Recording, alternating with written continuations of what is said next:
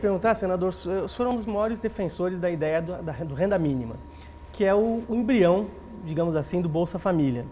Queria uma avaliação sua, ao longo desses anos da utilização do Bolsa Família, o senhor acha que o projeto se descaracterizou um pouco daquela essência que o senhor imaginava, ou o senhor acha que ele é fiel àquilo que o senhor imaginava quando sempre defendeu o renda mínima, ou ao longo desses anos ele acabou se descaracterizando e talvez não sendo exatamente aquilo que o senhor imaginava? Em agosto de 91, num diálogo entre os economistas que compunham o governo paralelo, coordenado pelo Walter Barelli, do presidente Lula, então ex-diretor do DIEESE, em Belo Horizonte, houve uma reunião em que eu e Antônio Maria da Silveira, um dos propositores, junto comigo, expusemos aos economistas simpatizantes do PT. José Márcio Camargo, professor da Universidade Federal, da PUC do Rio de Janeiro, disse: Eduardo, é uma boa ideia, mas seria bom começar a garantia de uma renda para as famílias carentes, desde que as suas crianças estivessem frequentando a escola, porque um dos maiores problemas brasileiros é um número tão grande de famílias que instam as suas crianças a trabalharem desde os 7, 8, 9, 10 anos de idade. Se nós provermos a garantia de renda às famílias, desde que as suas crianças estejam na escola, vamos cortar o círculo vicioso da pobreza, porque ao chegarem à idade adulta, se não tiverem educação, ficam com uma remuneração inadequada. E hoje você acredita que está adequado? Espera lá. Aí aconteceu que ele escreveu na Folha de São Paulo, dezembro de 91, e outra vez em 93. Em 94 e 95, José Roberto Magalhães Teixeira, PSDB, prefeito de Campinas, Cristóvão Buarque, então do PT, governador, que iria ser governador, colocaram a proposta de instituir um programa de renda mínima associado às oportunidades de educação naquela linha. E foram os dois programas pioneiros. Muitos municípios começaram a instituir programas naquela direção. Surgiram 6 projetos na Câmara, 3 na Câmara, 3 no Senado, segundo o qual a União iria financiar os municípios que adotassem programas nessa direção. E eu mais e mais vinha estudando este assunto e já estava ficando persuadido de que melhor do que a garantia de uma renda mínima através de um imposto de renda negativo ou mesmo condicionado às oportunidades de educação, seria melhor um dia chegar à renda básica incondicional. Em 96, Felipe Vampares, que é a maior autoridade filósofo e economista da Universidade de Louvain, também convidado para dar aulas em Harvard, em Cambridge e em muitos outros lugares, ele veio ao Brasil, falou na USP, na Universidade Federal do Rio de Janeiro, e eu, muito amigo dele já, levei-o para uma audiência com o presidente Fernando Henrique Cardoso e o ministro Pedro Malan. Da Educação, Paulo Renato Souza,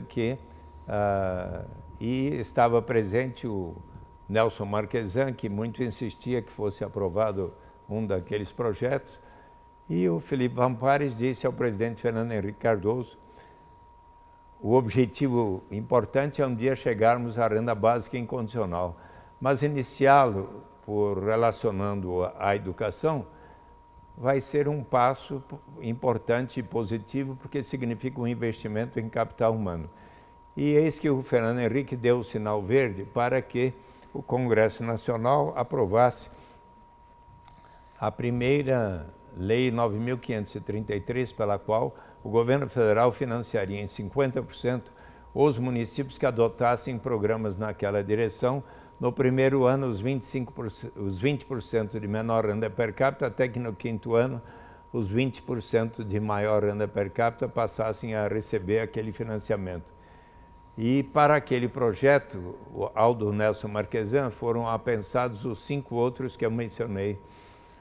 E aí, antes que completasse o 5º ano, o próprio presidente Fernando Henrique Cardoso, em 2001, baixou medida provisória, também logo aprovada pelo Congresso, É preciso salientar que todos esses programas foram aprovados por consenso dos partidos, e eis que em 100% e não apenas 50%, e todos os municípios passaram a ter o financiamento do programa que se denominou Programa de Garantia de Renda Mínima associado às oportunidades de educação e ou Bolsa Escola, que era o nome que o Cristóvão Buarque havia dado, Lei Magalhães Teixeira, em homenagem ao prefeito Grama, que havia falecido e sido pioneiro, concomitante com o Cristóvão Buarque. Daí veio o Bolsa Alimentação, o José Serra era o ministro da Saúde, para as famílias cujos pais levassem as crianças para vacinar até os 6 anos de idade. Daí veio o Auxílio Gás, e no início do governo Lula, fevereiro, março de 2003, ele adotou o programa Fome Zero, que começou com um cartão alimentação, R$50 para serem gastos somente em alimentos para as famílias que não recebessem pelo menos meio salário mínimo per capita. Outubro de 2003, o presidente Fernando Henrique Cardoso, o presidente Lula, perdão, resolveu racionalizar e unificar esses 4 programas que eu citei no que veio a ser o Bolsa Família. Em 2003, dezembro, havia 3,5 milhões de famílias no programa, hoje há 14 milhões aproximadamente de famílias, das quais que correspondem a 73% das 19.300.000 famílias que, segundo o próprio levantamento do Ministério do Desenvolvimento Social, poderiam hoje ter o direito porque as suas rendas não chegam a R$154 per capita por mês. Então, é necessário, conforme a presidenta Dilma Rousseff tem conclamado a todos nós, para realizarmos a busca ativa, avisando as famílias cuja renda familiar per capita não atinge R$154, informando-as: você tem o direito de se inscrever e de receber. Quanto? R$77 para começar, se a renda familiar per capita não atinge pelo menos filho, né? R$77 por mês para a família, mais 35, 70, 105, 140 ou R$175 se na família houver 1, 2, 3, 4, 5 ou mais crianças até 15 anos e 11 meses, mais 42 se na família houver 1 ou 2 adolescentes, 16 a 18 anos. Há condicionalidades. A mãe, se estiver grávida, deve fazer o pré-natal na rede pública de saúde até que nasça o nenê.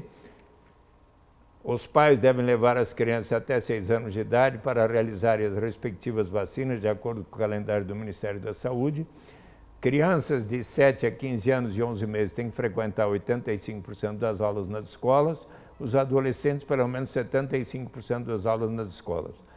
Mais e mais estudando as transferências de renda e a reflexão do mundo sobre o tema, eu fiquei persuadido de que melhor do que o imposto de renda negativo, e o Bolsa Família é uma forma de imposto de renda negativo com as condicionalidades que eu acabo de descrever, melhor ainda que o Bolsa Família será a renda básica incondicional. Para todas as famílias. Para todas as pessoas, não importa a origem, raça, sexo, idade, condição civil ou socioeconômica. E, persuadido dessa ideia, eu apresentei novo projeto de lei em dezembro de 2001 para instituir uma renda básica incondicional a partir de 2005 em todo o Brasil.